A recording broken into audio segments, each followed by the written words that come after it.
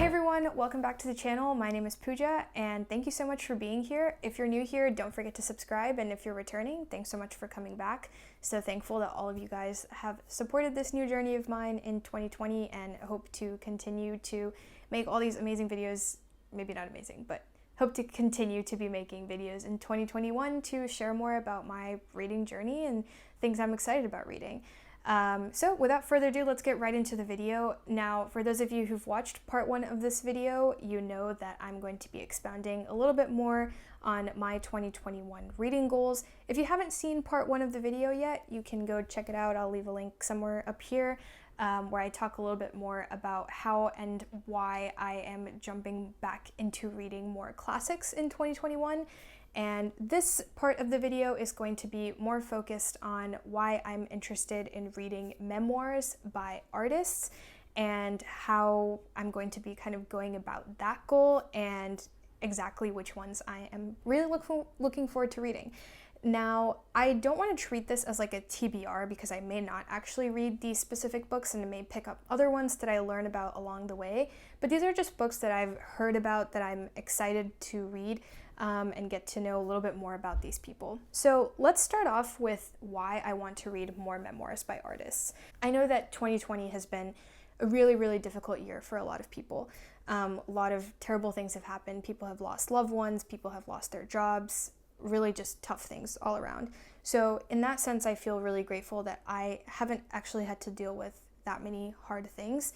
Kind of the biggest change that happened in my life was I've just been working from home and have kind of moved back in with my parents this year for the time being, and we'll probably go back to an apartment later on at some point in 2021. On the flip side, one of the silver linings for me personally has been that I've actually had more time than I would, given my normal job is really time consuming. I'm normally traveling, I'm just working really, really crazy hours, and being at home has enabled me to sort of get back into some hobbies that I just really physically did not have the time to get back into. Like, if this was a normal year, I definitely would not have started this channel, and because now I've started it and kind of gotten into the rhythm of things, I feel like I can maintain it once life starts to get back to normal next year, hopefully, fingers crossed. But it's not something I would have even entertained doing in my normal life. That being said, this year has also given me the opportunity to just get back into a lot of creative pursuits. I started this channel. I've been writing again a lot more. I've gotten some poetry published this year, which is super exciting. So just doing all these things has given me a lot of joy and helped me find a lot of purpose in what I'm doing, because I was definitely caught up in this like corporate drudgery that was fun, you know, like I enjoy the people I work with and I enjoy my day-to-day job, but it's not something that brings me the kind of fulfillment that creative pursuits do. And so as I've kind of gone on this journey, I found myself feeling like I am really enjoying what I'm doing, but I am curious about how other people have developed their creative pursuits and how they kind of approach their artistic processes, because I think that I can develop my art further if I learn from those people. And just given the fact that I work in a very corporate environment, I don't really work with a lot of people or meet a lot of people in my day-to-day life who are super artistic or engaging in similar pursuits that I'm interested in doing kind of on the side. So I think through reading about some of these experiences, I have a lot to learn, and I'm very excited to do so. So you know this, I already read a lot of memoirs, but in 2021, I do want to specifically prioritize reading memoirs or autobiographies by people who are artists in whatever way that could be. It doesn't have to be like visual art necessarily or poetry or whatever. But these are some people that I find really inspiring, and I want to learn from how they think about art. So without further ado, let's jump into some of the books that I hope to pick up this year by people that I find really inspiring. All of the ones I'm about to talk about today happen to be women, which I think is really exciting and something, that I find awesome, because as a woman myself, I think it'll be really interesting to hear that perspective. But I'm sure that there are a lot of memoirs and autobiographies by male artists that would also be really cool to pick up. So that's not to say I'm restricting myself to reading only women authors, but these are just the ones that I'm talking about today. So the first one that seems really interesting to me is Infinity Net by Yayoi Kusama. I hope I pronounced that correctly. So Kusama is an artist who does these really incredible installations in various places around the world. She's an incredibly talented artist and kind of enables you to step into her art, which is just amazing and creates an experience more so than just a piece of art that really, even in places where the exhibitions are normally like sold out and super crowded and you only have like 30 seconds to kind of be enveloped in this piece of art, but it's just like such a transformative 30 seconds that will definitely leave its effect on you. I had the pleasure of seeing a Kusama installation in Las Vegas a couple years ago, and it was literally like the longest 30 seconds that I can remember experiencing, and one where I just felt like I was reflecting so deeply, and even though I was like taking pictures and stuff like that, I felt like I was transported to a different dimension while I was, engaging in that exhibit. And I just think that that's really cool and sort of unique and one of a kind. And I'm really excited to sort of read her thought process and how she kind of goes about engaging with art and how she creates what she creates, because it is truly inspiring and unique. So excited for that one. Number 2 on my list is In Other Words by Jhumpa Lahiri, who is a celebrated Indian American novelist. The Namesake is one of my favorite books of all time, for sure. But this book actually is a little bit different from a normal memoir, I would say, in that it kind of talks about her journey moving to Italy and adopting Italian as like a new language, and just kind of engaging with language learning and sort of that piece of her life.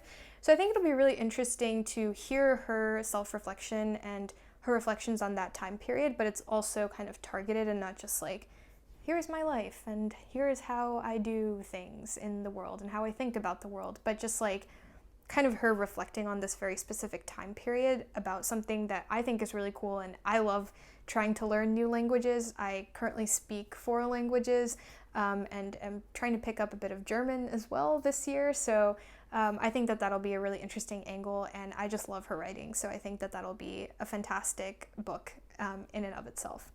The third one that I'm excited to pick up is The Diary of Frida Kahlo. Now, I feel like I have some qualms with the idea of posthumously published diaries, because clearly they were written by a person as a personal journal and not something that they wanted other people to see necessarily. So it's a little weird to read someone's diary knowing that it's kind of their deepest, darkest secrets. And I kind of think about that in the context of myself. Like, would I be okay with, after I die, someone just like finds my diary and like publishes it?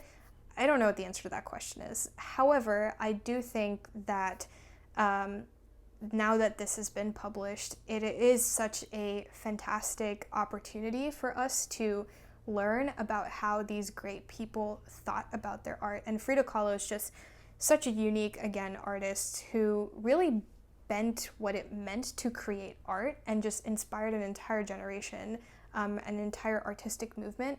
And to me, while it feels a little bit weird to be reading a diary and kind of knowing it's sort of her very intimate thoughts, I think there's a lot to be learned from it. And, it's something that I will definitely still think about before I actually pick it up and decide if I want to read this or not, and if I feel like if it's an invasion of privacy or not. And I want to do a little more reading on like whether that's the right decision to make for me personally. But if I do decide to do that, I think I would gain a lot from reading about how she was just thinking and engaging with the world and kind of seeing random things and then reacting to them through her art or poetry or whatever she was writing in her diary.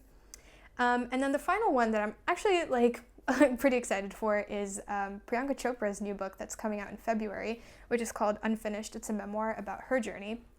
I think as an Indian American person, everyone has a lot of conflicting thoughts on Priyanka Chopra.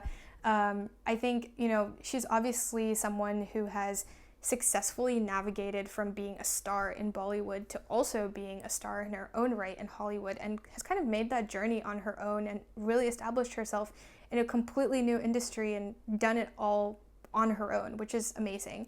And I think that she deserves full credit for taking that journey and kind of taking the plunge.